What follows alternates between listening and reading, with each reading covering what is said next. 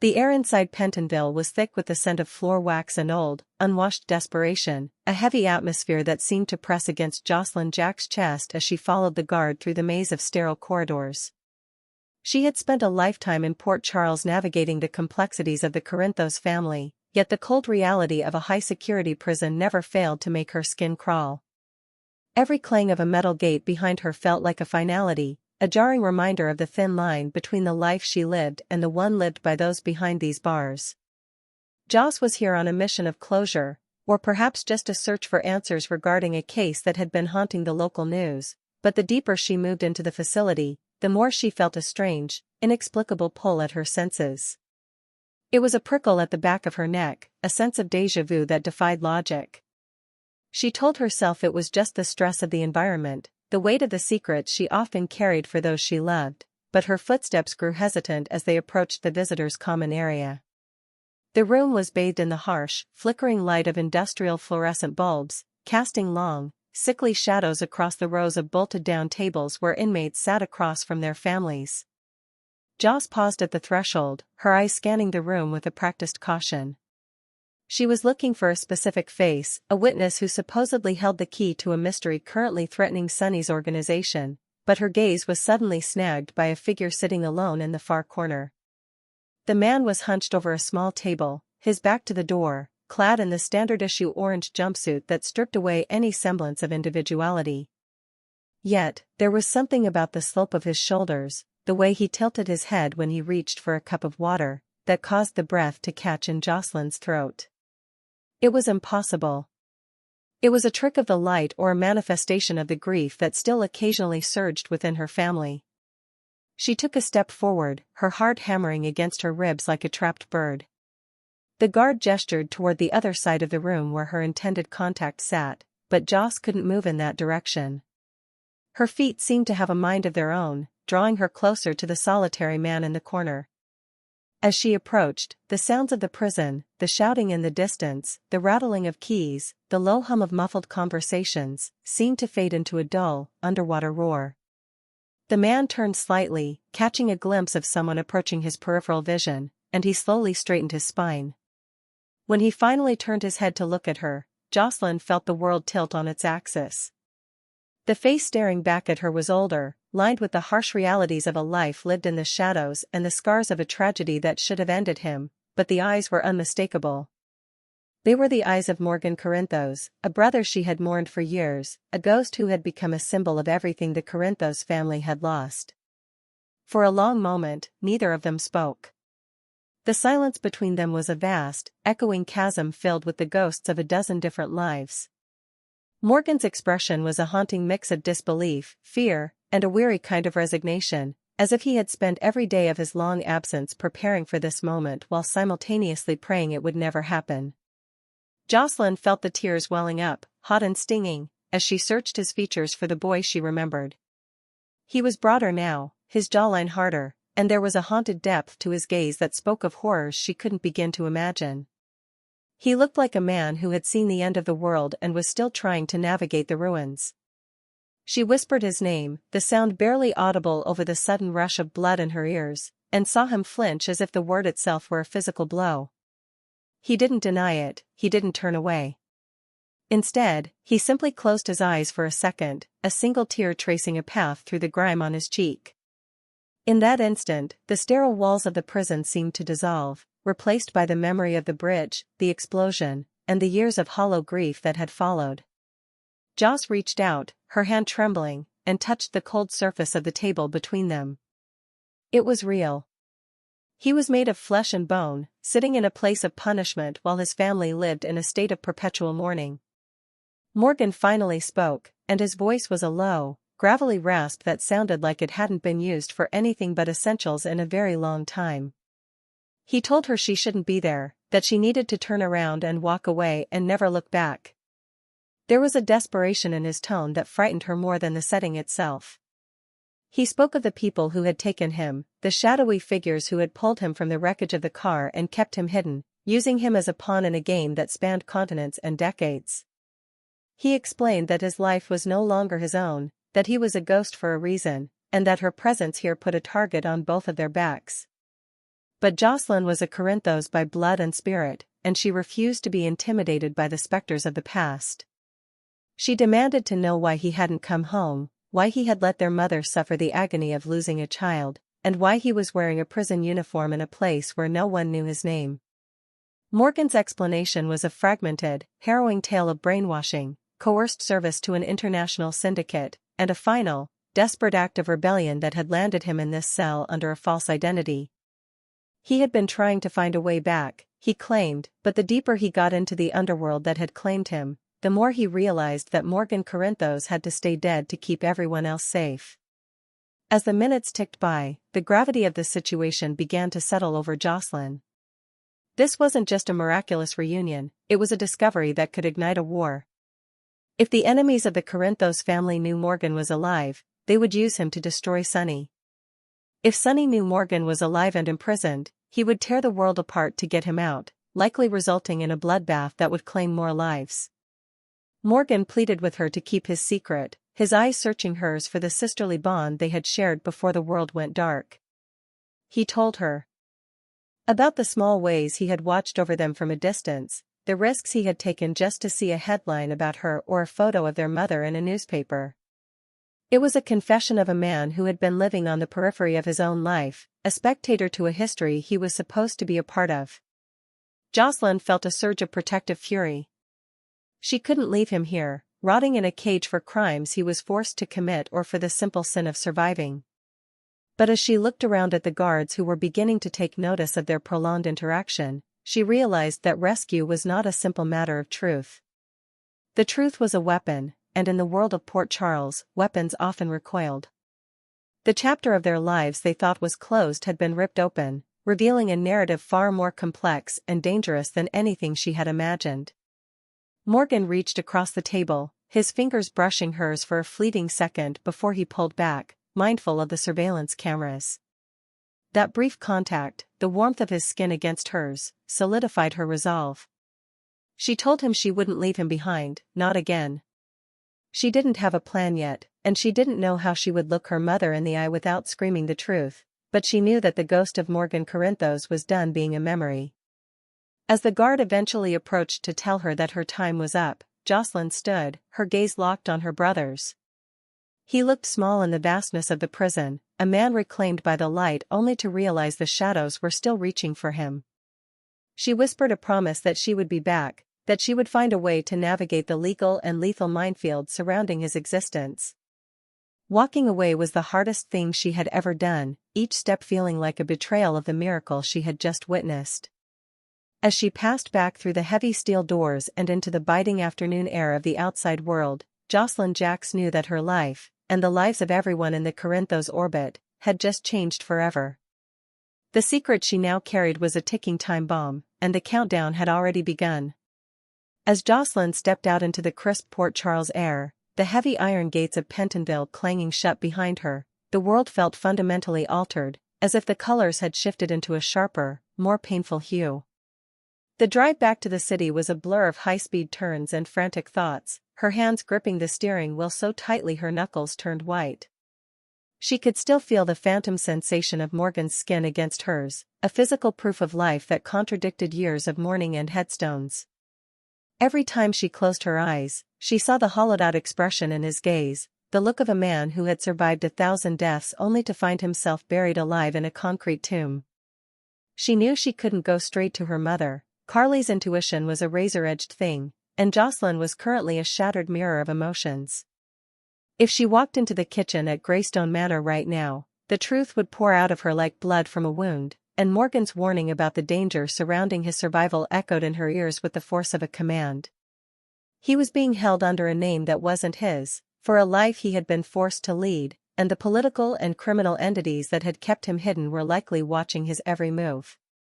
She found herself pulling into a secluded spot by the harbor, the rhythmic sound of the waves hitting the pier providing a stark contrast to the chaotic pulse in her temples. She needed a strategy that didn't involve a frontal assault. If she went to Sonny, he would mobilize every resource he had, likely causing a federal incident or a gang war before the sun went down. If she went to the police, she had no proof that the man in the jumpsuit was anything other than the identity the state had given him. Morgan had been legally dead for years. Bringing him back to life required more than just her word. It required a surgical precision that was hard to maintain when her heart was screaming for justice. She began to map out the connections he had hinted at, the shadowy syndicate that had scooped him up from the riverbank after the explosion. These weren't just common criminals, they were architects of identity, people who could erase a human being and rebuild them as a weapon. She realized that Morgan hadn't just been in prison, he had been hiding there, using the anonymity of the system to stay off the radar of people far more dangerous than the warden. As the sun began to dip below the horizon, casting long, bruised shadows over the water, Josslyn reached out to a contact she trusted with her life but who operated outside the immediate Corinthos circle. She needed a way to verify the paper trail of the man she had seen, to understand how Jason Doe or whatever alias he was using had ended up in Pentonville without alerting a single soul in Port Charles. Her investigation took her into the digital underbelly of the city, a place of encrypted files and whispered leads. She spent the next 48 hours in a fever dream of research, fueled by caffeine and a desperate, burning loyalty. She discovered that the inmate she had visited had been transferred 3 times in 2 years, always under maximum security, and always for crimes that seemed curiously vague when scrutinized. It was a holding pattern, a way to keep a valuable asset on ice until he was needed again. The realization chilled her to the bone. Morgan wasn't just a prisoner of the state, he was a prisoner of a shadow war that was still very much active. Her second visit to the prison was different. She didn't come as a witness seeker, she came with a resolve that radiated from her like a physical heat. This time, when she sat across from Morgan, the shock had been replaced by a grim determination. He looked worse than he had before, the anxiety of their first meeting had clearly taken its toll, leaving him gaunt and restless. He leaned in close, his voice a mere breath against the partition, begging her to stay away. He told her about the handlers who still checked in on him, men who didn't wear uniforms and who had told him exactly what would happen to his sisters if he ever tried to reclaim his name. Josslyn didn't flinch. She told him about the power of the family he had left behind, not just the muscle and the money, but the sheer, unyielding will of a mother who would never stop fighting once she knew her son was breathing. She laid out a plan, a dangerous gambit that involved exploiting a loophole in the very bureaucracy that held him. It was a gamble that could land her in the cell next to him, but the thought of leaving him there for one more night was a price she was no longer willing to pay. The tension in the visiting room spiked as a guard lingered too long near their table. Morgan's eyes darted toward the man, a flash of pure terror crossing his face that broke Josslyn's heart. She realized then that his spirit had been broken in ways that a simple rescue couldn't fix. He had been conditioned to believe he was a ghost, a nothingness that only existed to serve a purpose. She grabbed his hand, ignoring the rules, and squeezed it until he looked her in the eyes. She reminded him of the summers at the lake, the way he used to protect her from the smallest things, and the fact that he was a Corinthos, a name that meant they never, ever gave up on each other. The spark that flickered in his gaze was small, but it was there.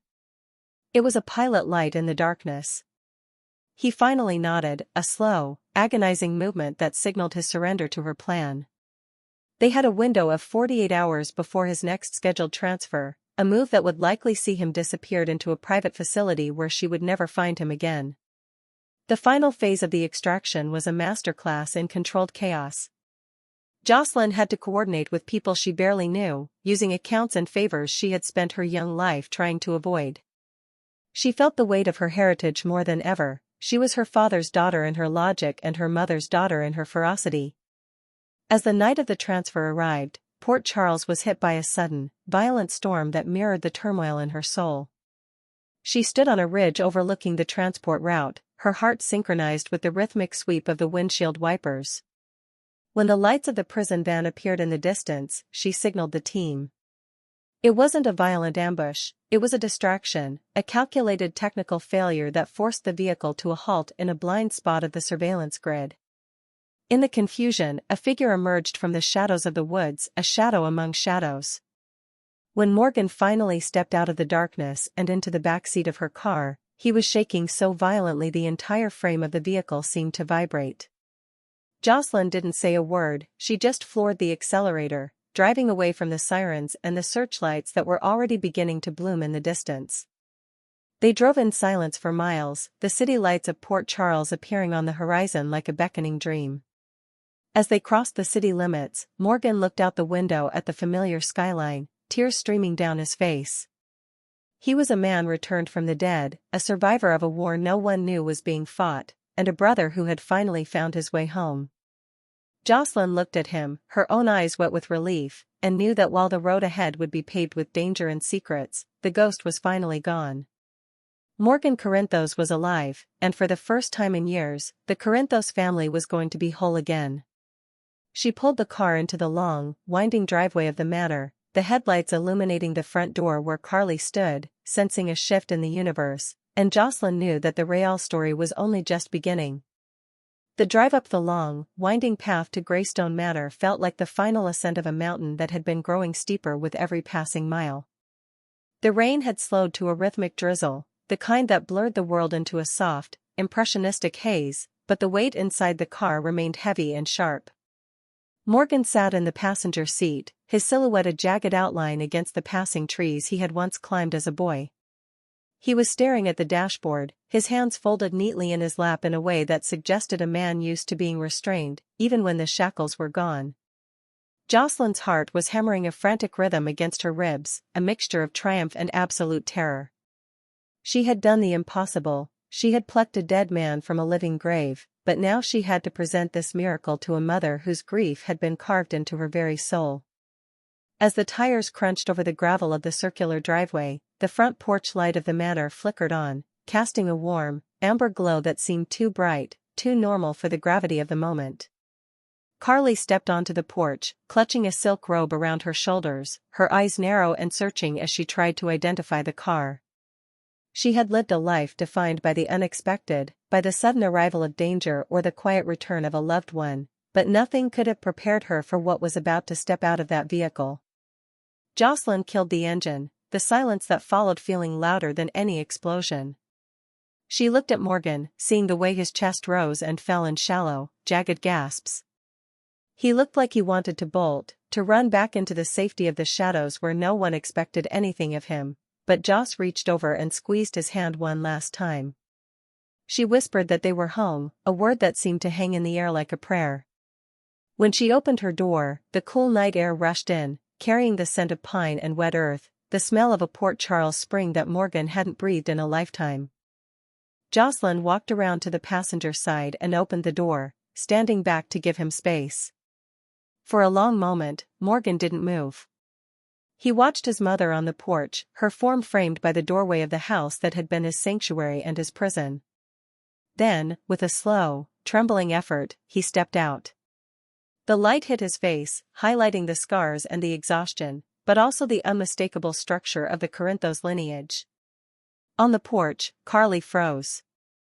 The robe slipped from her fingers, fluttering to the wooden floor like a fallen wing. She didn't scream, she didn't even breathe. She simply stood there, her entire existence focused on the man standing in her driveway.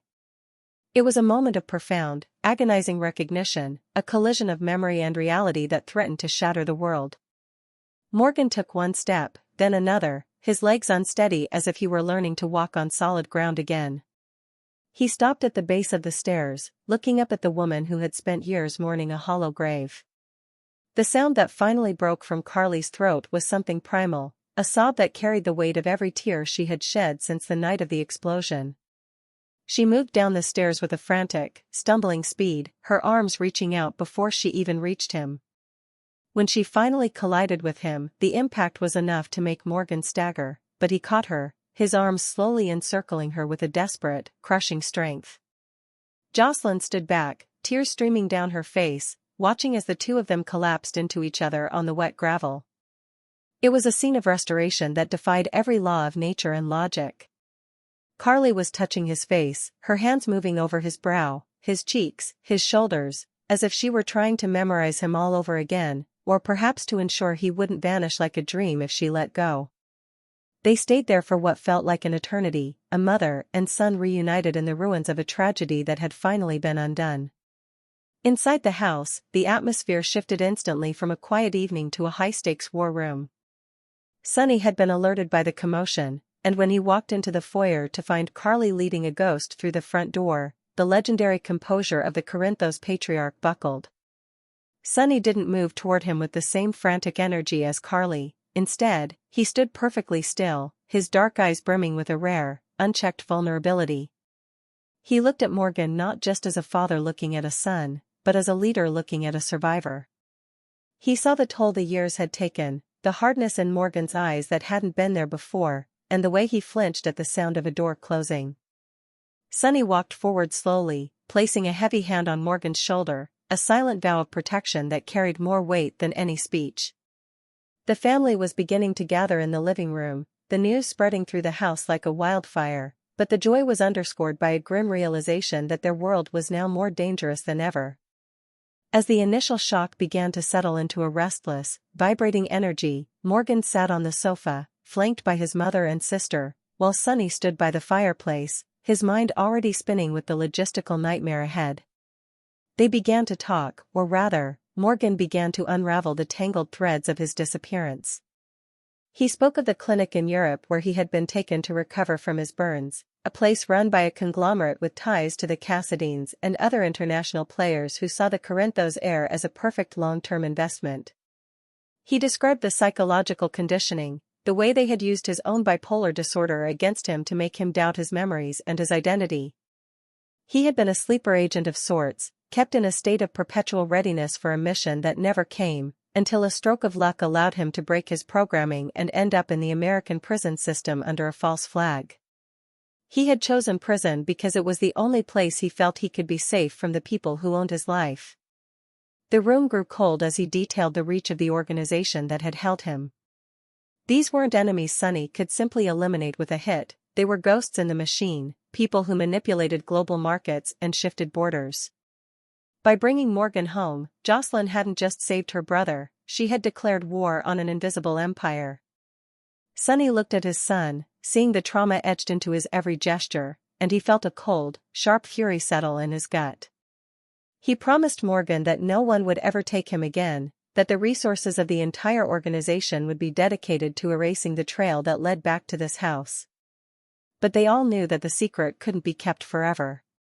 Port Charles was a city of whispers, and a man like Morgan Corinthos couldn't stay hidden in the shadows for long. The question wasn't if his return would be discovered, but what would happen when the rest of the world found out that the balance of power had just shifted. As the night turned toward dawn, the family remained huddled together, the grand room feeling small and fortified against the outside world. Morgan eventually drifted into a fitful sleep on the sofa, his head resting against Carly's shoulder, while Josslyn and Sonny sat across from them, keeping watch. They were exhausted, drained by the emotional upheaval, but there was a new sense of purpose in the air.